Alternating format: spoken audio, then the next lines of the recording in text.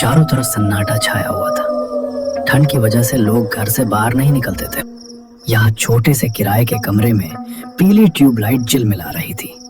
Table पर कुछ किताबें, एक सरकारी नियुक्ति पत्र और बिस्तर पर बैठा एक सीधा सा आदमी, गौरव शर्मा, उम्र लगभग 32 साल, एक सादा सी मुस्कान और चेहरे पर थकान लिए। पास में उसकी बीवी प्रिया, जो कपड़ों की तह लगाती हुई बोल रही थी। तो सच में जाना पड़ेगा क्या आपको? इतना दूर का गांव शिवगढ़, न सड़क ठीक, न अस्पताल, न कोई जान पहचान। आप वहाँ कैसे रिबाउंड पाएंगे? अरे भाग्यवान, डर क्यों रही हो? ये सरकारी नौकरी है, पोस्टिंग जहाँ मिले वहाँ जाना ही पड़ता है। कुछ दिन की बात है, फिर ट्रांसफर लगवा लूंगा। वैसे भी गांव में शांति होती है, और वैसे भी हम भी गांव के ही निवासी हैं। शांति या सन्नाटा, आपने सुना नहीं क्या? लोग कहते हैं कुछ गांवों में रात को अजीब घटनाएं होती हैं। किसी ने बताया था कि शिवगढ़ गांव नहीं बल्कि शमशान है। अगर कुछ हो गया तो? जिंदगी का असली डर तो दिल में होता है। ठीक है, वैसे भी अब हम कर ही क्या सकते हैं। आप बस अपना ध्यान रखना और दिन रहते ही किराए का घर ले लेना। सुबह होते ही गौरव शर्मा अपनी पत्नी से विदाई लेकर शिवगढ़ के लिए निकल पड़ा।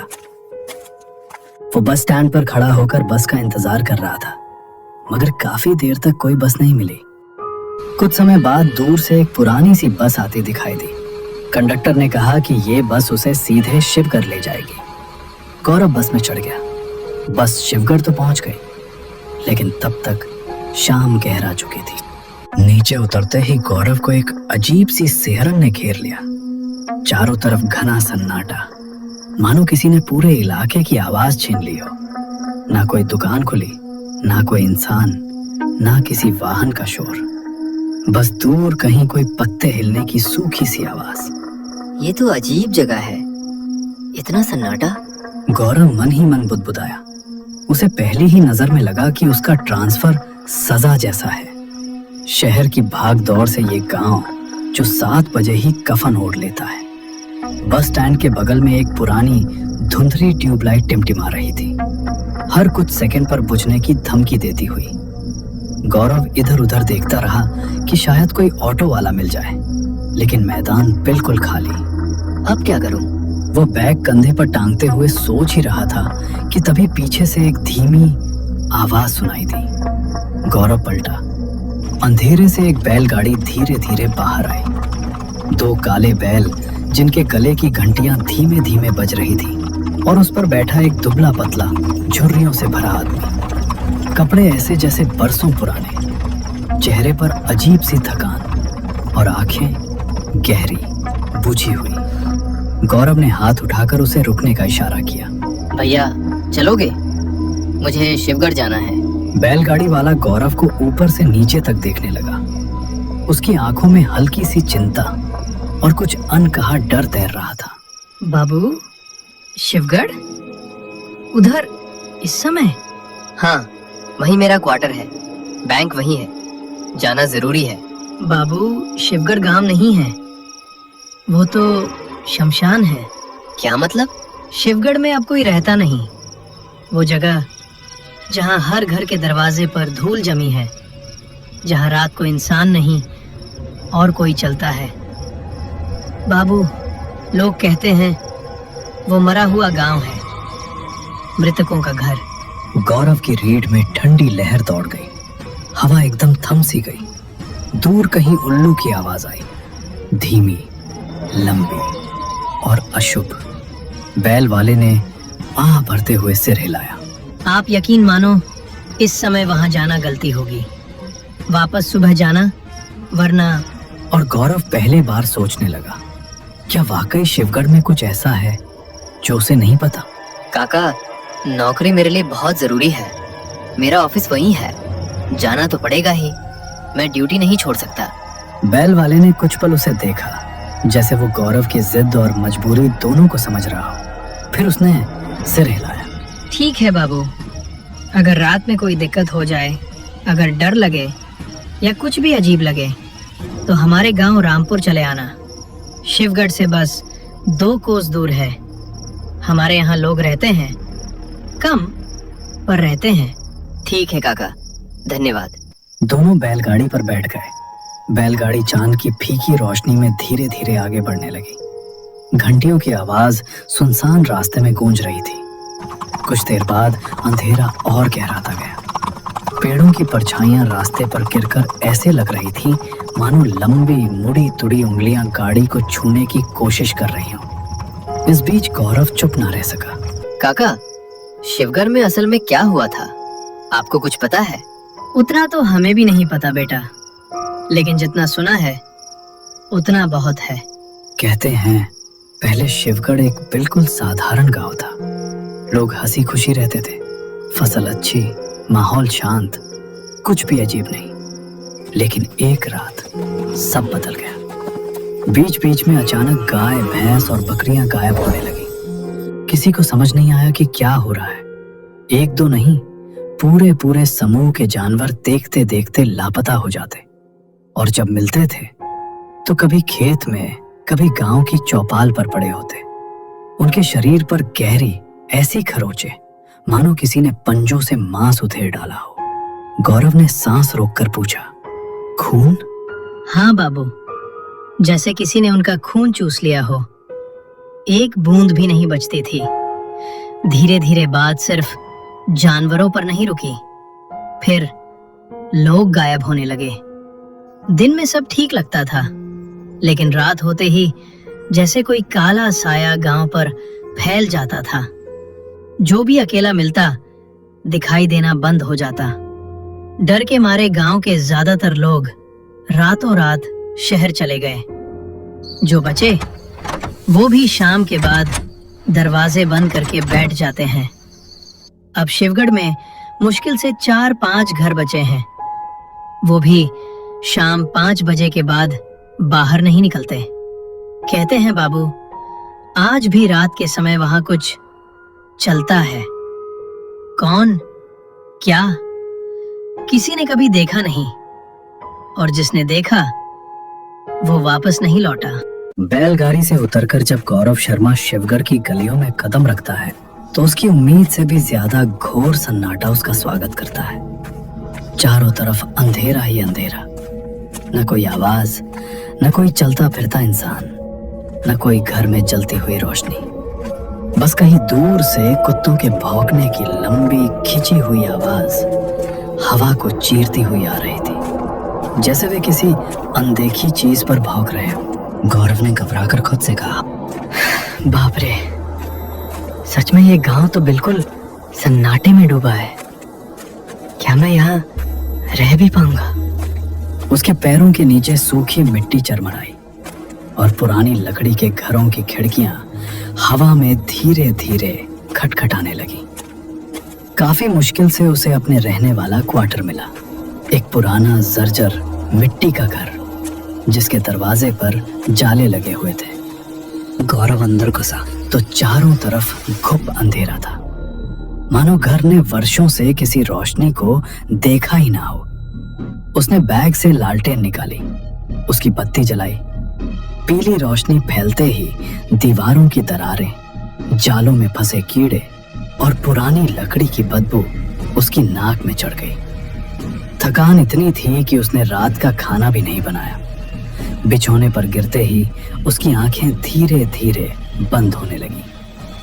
अंधेरा, सन्नाटा, थकान, सबने उसे खींचकर नींद में ढकेल दिया। गौरव गहरी नींद में था कि अचानक दरवाजे पर धीमी पर साफ दस्तक हुई।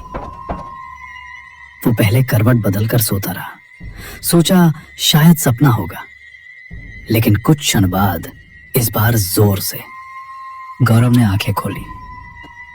कमरे में हल्की सी लालटेन की रोशनी थी। हवा चलने से उसकी लौ कांप रही थी और उसी कांपती छाया में सब कुछ और ज्यादा डरावना लग रहा था। इतनी रात को कौन? वो धीरे से उठा, लालटेन हाथ में लेकर दरवाजे की ओर चला। बाहर की हवा और ज्यादा ठंडी हो चुकी थी। जब उसने दरवाजा खोला तो सामने खड़ी आकृति देखकर उसका दिल एक पल को रुक गया। दरवाजे पर एक औरत खड़ी थी, पूरी तरह काली साड़ी में लिपटी हुई, चेहरा आधा अंधेरे में छिपा। आंखें गहरी और बुझी हुई। और सबसे अजीब, उसके माथे पर एक बड़ा लाल धब्बा जो मानो ताजा सिंदूर नहीं कुछ और ही हो। आप कौन? और इतनी रात को यहाँ कैसे? मैं रास्ता भटक गई हूँ। कोहरा था, ठंड थी, कुछ दिखाई नहीं दिया। एक रात के लिए। गौरव ने हिचकिचाहट से उसकी तरफ देखा। बेचारी अकेली है, पर ये कैसी लग रही है? ठीक है, आप बरामदे में सो जाइए, अंदर जगह थोड़ी कम है। गौरव शर्मा चाहकर भी पूरी रात आंख बंद नहीं कर पाया। दरवाजे पर आई उस काली साड़ी वाली औरत का चेहरा, उसकी धीमी मुस्कान, उसका साया जो शरीर से अलग दिशा में चल रहा था, बार बार उसके दिमाग में घूमता रहा। हर आवाज पर वो चौंक जाता। हवा की सरसराहट भी उसे कदमों की आहट लगती। करीब 4 बजे जब थकान उसके शरीर को तोड़ चुकी थी, वो आखिरकार नींद में डूब गया। सूरज की हल्की रोशनी कमरे में घुसी और गौरव की आंखें खुल गईं। पहली ही नजर बिस्तर पर पड़ी और उसका खून सूख गया। बरामदे में सोई वो औरत गायब थी और बिस्तर पर खून बिखरा हुआ था। चादरें लाल, फर्श पर लाल छींटे, मानो कोई घायल शरीर वहां लेटा हो। गौरव के पैरों तले जमीन खिसक गई। उसका दिल तेजी से धड़कने लगा। वो कांपती आवाज में बोला, ये क्या हो रहा है? उसी वक्त बाहर से गांव वालों की जोर जोर की आवाजें आने लगी। कुछ हलचल, कुछ घबराहट। गौरव भागकर बाहर गया। बाहर पहुंचते ही उसने देखा गांव के बीचों बीच भीड़ जमा थी। गौरव आगे बढ़ा और जैसे ही भीड़ हटाई, उसकी आंखों से आंसू निकल पड़े। जमीन पर बैलगाड़ी वाले काका की लाश पड़ी थी। चेहरा डर से जम गया था। छाती पर गहरे लंबे नाखून के निशान और गर्दन पूरी तरह सूख चुकी थी, मानो सारा खून किसी ने चूस लिया हो। गौरव घुटनों पर गिर गया। उसकी सांसें टूट रही थी। तभी एक बुजुर्ग आदमी उसके पास आया। गौरव ने कांप कर पूछा, बाबा, ये क्या हो रहा है इस गांव में? बेटा, यहाँ पिशाच का साया है। वो हर रात किसी घर पर दस्तक देती है। जो दरवाजा खोल दे वो सुबह तक नहीं बचता। गौरव का दिल बैठ गया। उसे रात की दस्तक याद आ गई। बुजुर्ग ने और डरावनी बात कही, तुमने उसे शरण दी, समझो निशाना तुम हो। रात के करीब 12 बजे थे। गौरव शर्मा थका हुआ चारपाई पर बैठा था, पर नींद आने का सवाल ही नहीं था। पिछली रात की वो काली साड़ी वाली औरत उसकी आंखों से हट ही नहीं रही थी। तभी गौरव ने सोचा, शायद बाबा होंगे, सुबह की बात करने आए होंगे। वो अनजाने में दरवाजे की ओर बढ़ा। लालटेन की रोशनी दीवारों पर कांप रही थी और उसकी अपनी परछाई भी मानो उसे मना कर रही थी। जैसे ही दरवाजा खुला, गौरव का दिल एक पल के लिए रुक गया। दरवाजे पर वही औरत खड़ी थी, काली साड़ी, झुका चेहरा, पर इस बार उसकी ठोड़ी के पास से खून टपक रहा था। गौरव के पैरों ने साथ छोड़ दिया। उसने फुसफुसाते हुए कहा, तुम? औरत ने कोई जवाब नहीं दिया। वो अपने आप घर के अंदर चली गई, जैसे वो जगह उसकी ही हो। औरत सीधे उसके बिस्तर पर जाकर लेट गई, ऐसे जैसे यहीं उसकी जगह हो। गौरव ने कांपते हुए झांक कर देखा और उसके भीतर की हिम्मत ओस की बूंद की तरह गिर गई। वो औरत अब औरत नहीं थी। उसका चेहरा आधा इंसान आधा दैत्य, त्वचा सड़ी हुई, आंखें खून से भरी रोशनी, नाखून पंजों की तरह लंबे। वो अचानक बिस्तर से उठकर सीधे गौरव की आंखों में झांकने लगी। अगले ही पल वो भयानक आवाज में हंसी। कल जो तेरे साथ था उसका काम तो तमाम हो गया, अब तेरी बारी है, गौरव शर्मा। गौरव चीख पड़ा, बचाओ, बचाओ! पिशाचनी ने एक दहाड़ मारी और एक झटके में गौरव पर झपटी। उसकी पकड़ लोहे से भी मजबूत थी।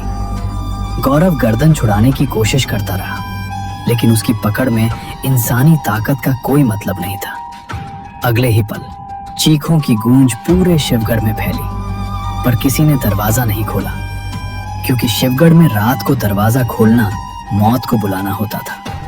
कुछ ही पलों में सब शांत हो गया। सुबह जब गांव वालों ने दरवाजा खोला तो कमरे में सिर्फ खून, खरोचे और टूटे हुए बर्तन थे। गौरव शर्मा अब सिर्फ कहानी बन चुका था, शिवगढ़ की एक और बलि।